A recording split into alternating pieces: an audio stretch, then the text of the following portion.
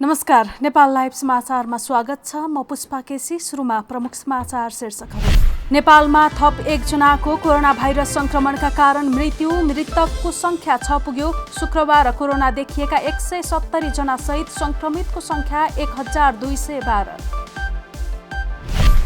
वैदेशिक रोजगारी बाहेक अन्य मुलुकमा रहेका नेपाली फर्कन चाहेमा स्वदेश ल्याउने उच्च स्तरीय समितिको निर्णय। फर्कदा लाग्ने र क्वारेन्टाइनमा बस्दाको खर्च आफैले बेहोर्नुपर्ने। 6 महानगरपालिकालाई 9 अर्ब 47 करोड बजेट विनियोजन। सबैभन्दा बढी पोखरालाई 2 अर्ब 52 करोड, 7 प्रदेशका लागि 79 अर्ब 87 करोड छुट्याइयो। प्रिमियर लिग सुरु हुने मिति तय। म्यान सिटी, आर्सेनल र इस्टर्न विला शेफिल्डको पहिलो खेल। सिरी ए 22 दिनपछि सुरु गर्न अनुमति। र अमेरिकी राष्ट्रपति ट्रम्पद्वारा दोस्रो पटक भारत र चीन बीचको सीमा विवादमा मध्यस्थता गर्ने प्रस्ताव पेश। चीनसँग सम्पर्कमै रहेको भारतको जवाफ।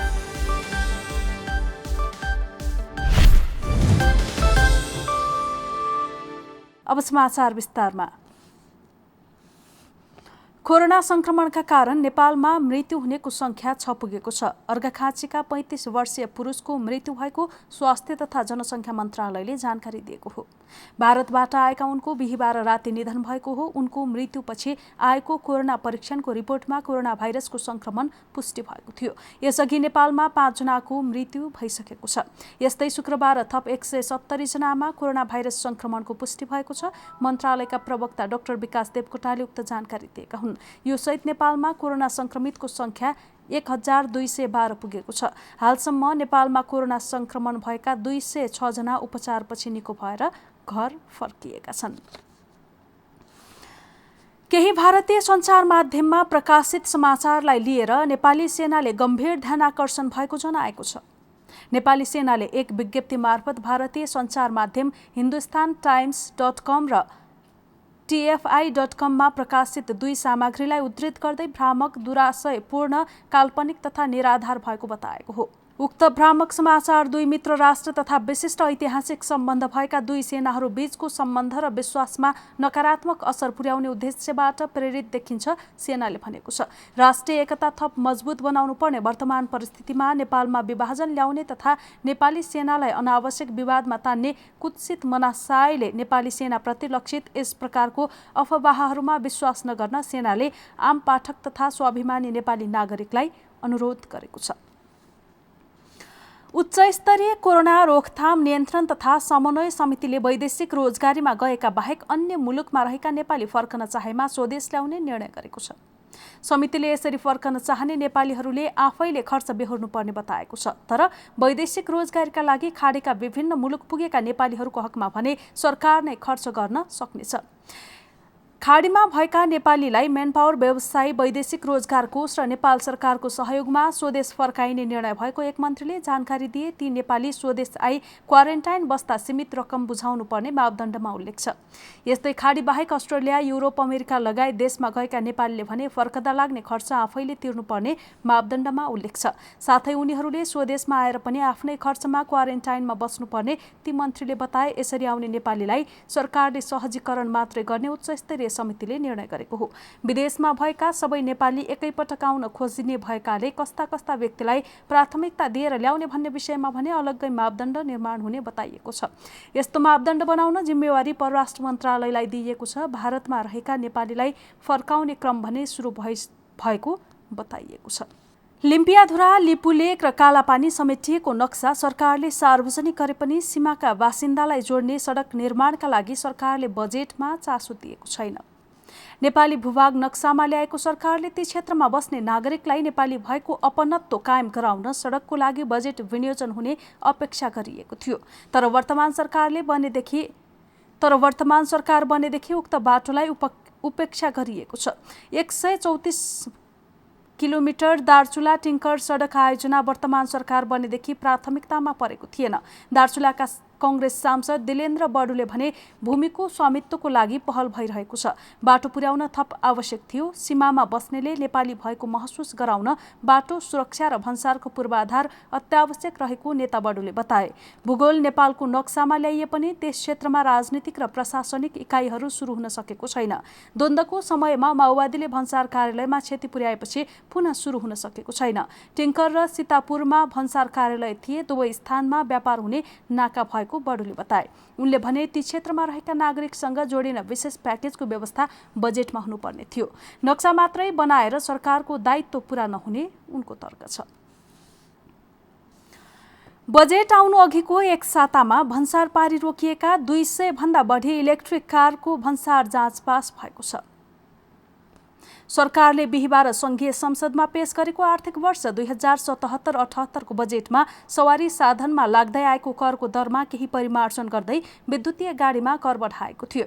यसअघि निजी प्रायोजनका लागि ल्याइने विद्युतीय कारमा 10% अन्तशुल्क, 13% भ्याट र मूल्यको 4% सडक मर्मत दस्तुर लाग्ने व्यवस्था थियो। तर त्यस्ता सवारीमा भन्सार शुल्क भने नलाग्ने व्यवस्था थियो। सार्वजनिक प्रायोजनका लागि ल्याइने विद्युतीय सवारीमा 1% अन्तशुल्क, 13% भ्याट र मूल्यको 4% सडक मर्मत दस्तुर लगाइएको थियो। सरकारले बजेट ल्याउनु पूर्वको एक साताभन्दा कम समयमा भन्सार पारी आएर बसेका 200 भन्दा बढी विद्युतीय कार भन्सार छुटाएर नेपाल प्रवेश गराइएको छ। सरकारी निकायबाट पहुँचको आधारमा सूचना पाएर नै व्यवसायीले विद्युतीय कार बजेटको 2-4 दिन अघि भित्राएको एक व्यवसायीको भनाइ छ। भन्सार स्रोतका अनुसार बजेट आउनु अघिको एक सातामा करिब 150 वटा एमजीका EZS इलेक्ट्रिक कार र करिब 50 वटा हुन्डाई कोना गाडीको भन्सार जाँच पास गराइएको छ। नयाँ आर्थिक विधेयक अनुसार 50 किलोवाटसम्मका कारमा 80% भन्सार र 30% अन्तशुल्क लगाइएको छ। त्यस्तै मोटरको पिक पावर 50 देखि 100 किलोवाट ननाघेको कारमा 80% भन्सार र 40% अन्तशुल्क लगाइएको छ। सरकारले आर्थिक वर्ष 2077-78 को बजेट मार्फत 6 वटा महानगरपालिका मध्ये सबैभन्दा बढी रकम पोखरा महानगरपालिकाका लागि दिएको छ। केन्द्रीय सरकारले 6 वटा महानगरपालिकाका लागि समानीकरण सशर्त विशेष र समपूरक अनुदान सबै गरी कुल 9 अर्ब 47 करोड 7 लाख रुपैयाँ दिएको छ।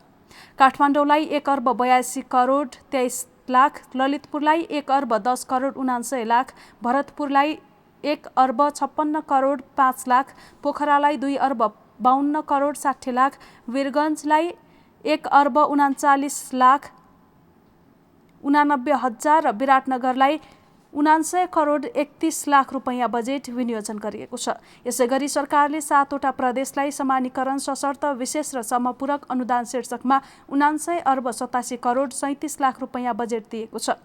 सबैभन्दा बढी प्रदेश 1 मा 15 अर्ब 11 करोड 38 लाख, प्रदेश 2 मा 13 अर्ब 40 करोड 59 लाख, बागमती प्रदेशमा 14 अर्ब 86 करोड 98 लाख, गण्डकी प्रदेशमा 13 अर्ब 35 लाख, गण्डकी प्रदेशमा 13 अर्ब 35 करोड 79 लाख, प्रदेश 5 मा 14 अर्ब 6 करोड 96 लाख, कर्णाली प्रदेशमा 14 अर्ब 83 करोड 65 लाख र सुदूरपश्चिम प्रदेशमा 14 अर्ब 21 करोड 82 लाख रुपैयाँ छुट्याइएको छ। हामी नेपाल लाइभ समाचारमा छौं। अब खेल समाचार। रोकिएको इङ्ग्लिस प्रिमियर लिग फुटबल आउँदो जुन 17मा सुरु हुने भएको छ, जसमा पहिलो खेल म्यान्चेस्टर सिटी र आर्सेनल साथै एस्टन भिला र शेफिल्ड युनाइटेड बीच हुने तय भएको छ। कोरोना भाइरसका कारण मार्च 13 देखि रोकिएको प्रिमियर लिगमा सबै टिमको गरेर 92 खेल खेल्न बाँकी छन्। बन्द रङ्गशालामा खेलिने सबै खेलहरू टेलिभिजनमा प्रत्यक्ष प्रसारण हुनेछन्। बेलायत सरकारले लिग सुरु गर्ने अनुमति दिए पनि स्वास्थ्य सुरक्षाका सबै उपायहरू अपनाउन भनेको छ। जर्मनमा सुरु भएको बुन्डेसलिगामा जस्तै व्यवस्था प्रिमियर लिगमा पनि अपनाइने देखिन्छ। अहिलेसम्मको अवस्थामा शीर्ष स्थानमा रहेको लिभरपुलले लिग जित्ने सम्भावना पक्का छ भने रेलिगेसन जोनमा ब्रोनमाउथ, एस्टन भिला र नर्विच सिटी रहेका छन्। यसैबीच इटालियन लिग फुटबल सिरिए जुन 20 मा सुरु गर्न सकिने अनुमति मिलेको इटालीका खेलकुद मन्त्री भिन्सेन्जो पादाफोराले एकिङ गरेका छन्। कोरोना भाइरसका कारण सिरिए गएको मार्च 9 देखि रोकिएको थियो। 12 चरणको खेल बाँकी रहेको लिगमा अहिले युभेन्टस शीर्ष स्थानमा छ। 1 महिना अघिदेखि खेलाडीहरू अभ्यासमा फर्किएका थिए भने यसै हप्ता टिमहरूको सामूहिक अभ्यास समेत सुरु गरिएको छ। इटालियन फुटबल फेडरेसनले यसअघि नै लिग सकाउनु पर्ने अन्तिम मिति अगस्त 20 लाई तोकेको थियो। नेपाल लाइभ समाचारमा अब अन्तर्राष्ट्रिय समाचार। अमेरिकी राष्ट्रपति डोनाल्ड ट्रम्पले भारत र चीनका बीचमा सीमामा जारी रहेको तनावलाई लिएर फेरि एकपटक मध्यस्थता गर्ने प्रस्ताव पेश गरेका छन्। ट्रम्पले यसअघि पनि यस्तो प्रस्ताव राखेका थिए, तर भारतले चीनसँग सम्पर्कमै रहेको जवाफ दिएको थियो। यदि उनीहरूका लागि म केही सहयोग गर्न सक्छु भने म मध्यस्थताका लागि तयार छु, ट्रम्पले भने। मैले चीनसँगको विवादका बारेमा भारतका प्रधानमन्त्री नरेन्द्र मोदीसँग कुराकानी समेत गरेको छु। उनले दुई देशका बीचमा बढिरहेको तनावका कारण प्रधानमन्त्री नरेन्द्र मोदीको मुड ठिक नभएको दावी गरेका छन्।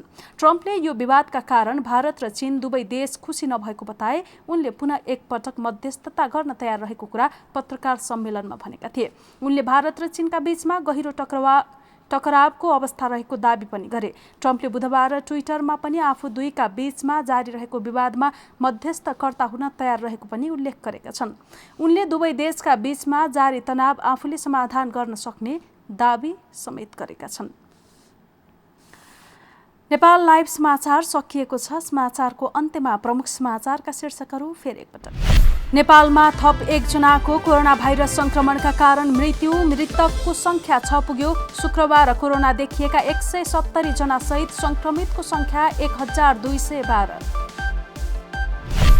वैदेशिक रोजगारी बाहेक अन्य मुलुकमा रहेका नेपाली फर्कन चाहेमा स्वदेश ल्याउने उच्च स्तरीय समितिको निर्णय। फर्कदा लाग्ने र क्वारेन्टाइनमा बस्दाको खर्च आफैले बेहोर्नु पर्ने। 6 महानगरपालिकालाई 9 अर्ब 47 करोड बजेट विनियोजन। सबैभन्दा बढी पोखरालाई 2 अर्ब 52 करोड, 7 प्रदेशका लागि 79 अर्ब 87 करोड छुट्याइयो। प्रिमियर लिग सुरु हुने मिति तय। म्यान सिटी, आर्सेनल र इस्टर्न विला शेफिल्डको पहिलो खेल। सिरी ए 22 दिनपछि सुरु गर्न अनुमति। र अमेरिकी राष्ट्रपति ट्रम्पद्वारा दोस्रो पटक भारत र चीन बीचको सीमा विवादमा मध्यस्थता गर्ने प्रस्ताव पेश। चीनसँग सम्पर्कमै रहेको भारतको जवाफ।